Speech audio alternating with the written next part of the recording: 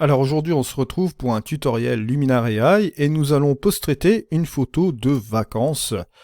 On va traiter une photo en lumière dure, d'accord, en heure de midi, dans un cadre que vous pouvez vous reproduire aussi à un endroit de vacances, pourquoi pas. Ici il s'agit de la baie de Saint-Ives, une partie de la baie de Saint-Ives. Vous avez Saint-Ives qui est ici, vous avez Carbis Bay, l'endroit où s'est déroulé le G7. D'ailleurs vous avez, si je zoome ici, le bateau qui faisait des va-et-vient pour surveiller le bâtiment pendant le G7, bien sûr. Alors, on va commencer à post-traiter cette photo et on va y aller tout simplement. On va commencer par l'outil lumière. Je vais aller sélectionner le profil Adobe Standard. Et là, vous voyez que ça a été pris avec un Fujifilm X-T20, d'accord. Si vous voulez utiliser un profil DCP personnalisé, bon, comme vous voyez là, vous pouvez le faire aussi également avec une charte X-Rit. Je suis en train de penser à cela aussi, bien sûr. Ça peut se faire aussi dans Luminar AI, d'accord, si vous voulez vraiment un profil assigné pour travailler dessus. Bon, là, on voit en l'occurrence ici qu'en prenant le Adobe Standard, on travaille sur un profil toujours sur le fichier RAW, qui est un petit peu moins généreux au niveau des couleurs, d'accord, un petit peu plus neutre, ok, et ça va nous permettre de faire une édition un petit peu plus complète ici dans notre photo qui est juste là. Alors la chose que nous allons faire ici, c'est de prendre la petite pipette, et là bon, on va aller sélectionner un point plus ou moins blanc comme ceci, voilà, pour avoir cette balance de blanc là pour la neutraliser, voilà. Seconde chose, ce que je vais faire, c'est utiliser l'accent. Vous voyez, on va pas s'embêter, on va aller dans l'ordre dont on doit aller ici sur Luminar AI. Je vais booster un petit peu l'accent, juste comme ceci. Vous voyez que ça rapporte déjà quelque chose à l'image. On voit qu'ici, au niveau des tonalités, ça commence un peu à mieux se répartir. C'est beaucoup plus généreux au niveau des couleurs, vous voyez. Si vous regardez ce qui se passe ici, on a le avant et le après, vous voyez, après avoir généré le profil DCP, en ajoutant l'accent, vous voyez que c'est beaucoup mieux. On voit la différence ici avec l'histogramme, bien sûr. Si j'utilise l'embellisseur de ciel ici, regardez, je vais monter cet embellisseur de ciel. Ça va être relativement sympa aussi, puisque là, vous voyez, on va bleuter complètement le ciel qui est ici. On va l'améliorer, comme son nom l'indique, d'accord. On va l'embellir. Là, si vous regardez la petite différence avant-après, vous voyez qu'on a rapporté un petit punch à l'image qui est relativement sympa. Ensuite, sans plus attendre, on va se rendre dans l'outil paysage. D'accord, l'outil paysage, vous avez une heure dorée qui est ici. Bon, même, je sais bien qu'on n'est pas en heure dorée, mais si vous voulez valoriser par exemple le sable qui est ici, et lui ramener un petit peu plus de chaleur, ainsi que l'ensemble de l'image, je pense notamment à cette dune, on peut relativement ramener ici un petit peu de chaleur, juste comme ceci. Voilà. Ensuite, autre chose, on peut ramener aussi à réduire la brume, juste comme ça, pour justement, vous voyez, regardez, ça c'est vraiment assez hallucinant. Vous allez enlever la brume atmosphérique de cette image, parce que bon, on en a un petit peu sur le fond. Bon, comme ça a été pris en grand angle, vous vous doutez bien, si j'avais mis mon polariseur sur mon grand angle, j'aurais eu une petite déviation dans ce truc-là. Donc en post-production, vous voyez que là, bon, la brume, si je la réduis un petit peu ici, juste comme ceci, ça a tendance à interagir juste sur l'ensemble ici de l'image, juste comme ceci. Bon là, forcément, ça ramène un peu plus de jaune ici au niveau de mon sable. Ce que je vais faire, c'est peut-être le ramener un petit peu comme ceci.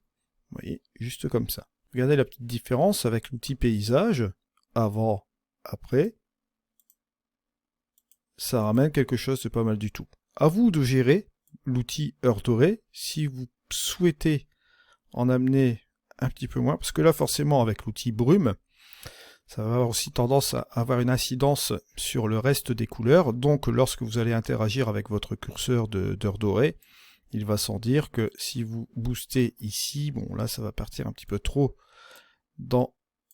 C'est un développement un peu surdéveloppé et survitaminé. C'est pas l'objectif aujourd'hui. On va rester sur quelque chose de plus ou moins tranquille. Je vais vous faire voir la petite différence en jouant avec mon curseur général ici. Regardez, avant, on a l'image d'avant ici, et plus j'avance dans mon édition ici, regardez, hop, après, on a apporté toutes ces petites modifications. Il va sans dire que là, bon, ici, si je regarde au niveau de mes dunes, je vais faire un gros plan. Bon, on a quelque chose de plus ou moins intéressant. Si je veux, je peux apporter peut-être un peu de structure. On va regarder ce que ça va donner sur l'ensemble de l'image, pourquoi pas. Voilà, peut-être à 21, 38. Je vais regarder ce que ça fait sur le reste de l'image.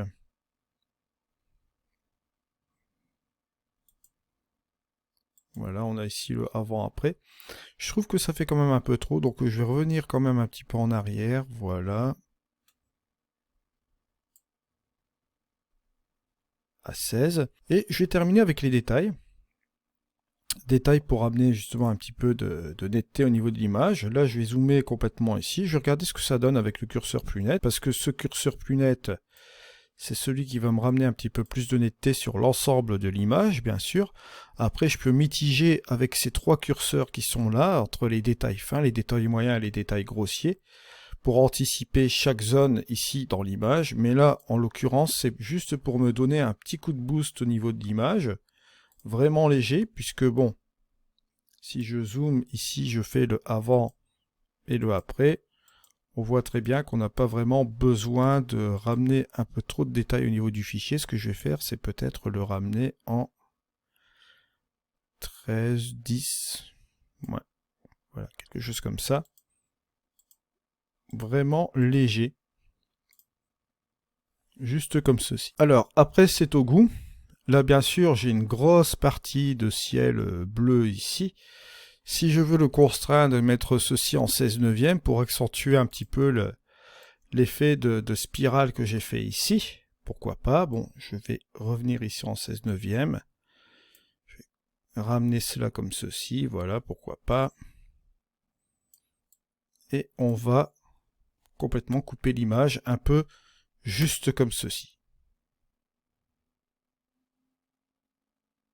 Voilà. Et là, vous voyez qu'on obtient quelque chose d'assez intéressant, puisqu'ici, nous n'avons pas la nécessité de laisser l'entièreté du ciel bleu. Toujours la même chose, vous avez la possibilité de revenir un peu en arrière aussi grâce à ce curseur du modèle, d'accord? Et de gérer l'ensemble de votre édition juste comme ceci. Vous est toujours possible de contrôler via cela, bien sûr. Voilà, puis on en arrive un petit peu sur ce résultat final. Comme je vous l'ai dit, hein, le petit truc ici, si vous souhaitez revenir un petit peu en arrière sur votre edit, vous pouvez toujours le faire grâce à ce curseur-là, édition. Je vous ramène aussi sur un tutoriel avec ce curseur ici, pour faire une édition vraiment progressive sur votre image, bien sûr. Là, en l'occurrence, vous pouvez toujours revenir en arrière, vous voyez, juste comme ceci, voilà. Et si vous souhaitez continuer à éditer votre image, mais de manière contrôlée, là, votre curseur, il sera environ à 50%, et là, vous allez utiliser 50% des valeurs des curseurs, et forcément, bien sûr, l'édition sera plus souple, d'accord? Ça vous donnera un petit peu plus de flexibilité au niveau de vos curseurs, ou, si vous souhaitez, bien sûr, obtenir les curseurs à sa pleine puissance, vous mettez votre modèle forcément ici comme ceci. Alors, juste pour vous dire que bon, lorsque vous avez un modèle de photo comme celui-ci, que vous voulez conserver dans votre archive, pour ainsi, comment dirais-je, l'appliquer sur une autre photo, vous pouvez toujours le faire, vous allez ici, et vous faites enregistrer tout simplement, d'accord? Vous allez le retrouver justement dans vos modèles, vous allez le retrouver dans mes modèles, bien sûr, et vous pouvez bien sûr le renommer juste comme ceci. Je vais mettre le template plage, voilà, je le mets en anglais juste comme celui-ci. Ça va vous permettre de faire un template pour le réutiliser dans une autre photo, pourquoi pas. Donc vous voyez, on en arrive un petit peu sur ce résultat relativement sympatoche. Il vous est possible bien sûr de contrôler la saturation, de ramener un petit peu plus de vibrance, justement pour jouer sur la couleur finale, juste comme ceci. Regardez, ici on a le avant et le après, vous avez toujours cette possibilité-là, hein. En dernier lieu, toujours en dernier lieu, bien sûr, vous pouvez toujours utiliser l'outil couleur pour faire ces modifications. Ainsi s'achève cette vidéo, on se retrouve pour une prochaine vidéo, allez ciao!